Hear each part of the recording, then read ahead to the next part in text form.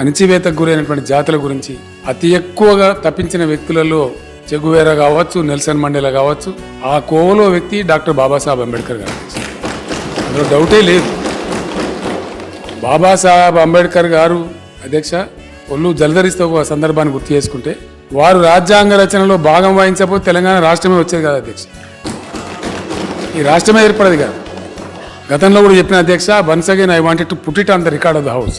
వారి కంట్రిబ్యూషన్ ఏంటంటే, కాన్స్టిట్యూయెంట్ అసెంబ్లీలో చర్చలు జరుగుతున్నప్పుడు చాలా మంది మెజార్టీ సభ్యులు ఉన్న రాష్ట్రంలో ఏదైతే విడిపోతాని ప్రాంతం ఏదైతే అంటున్నదో అట్లా కాకుండా రాష్ట్ర అసెంబ్లీ తీర్మానం పాస్ చేస్తే ఒప్పుకోవాలంటే కాదు తప్పు అని చెప్పి అంబేద్కర్ గారు చెప్పారు అధ్యక్ష. రాత్రి అయిపోయింది, లేట్ అయిపోయింది. అప్పటికి 10:30-11 అవుతా ఉంది.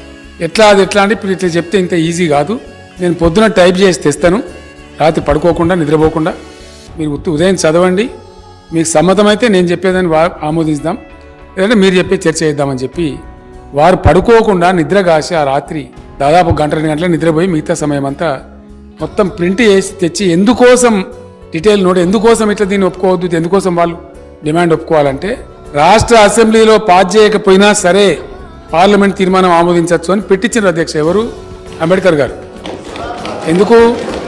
ఎవరైతే దోపిడీకి గురవుతున్నారో వాళ్ళు వచ్చి షికాయత్ చేసుకునే జాగానే కేంద్ర ప్రభుత్వం, పార్లమెంటు.